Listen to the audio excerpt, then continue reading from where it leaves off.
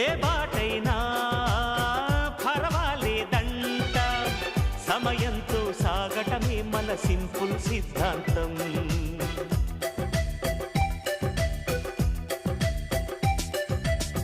చిరుగాలికి పరిమళమిచ్చే సిరిమల్లెల వనమై ఉందాం, గగనాన్ని నేలను కలిపే హరివిల్లుల వంతెన అవుదాం. ఆనందం అంటే అర్థం మనమందా, ప్రతి పూట పాటై సాగే హుషారు సరిగమలో.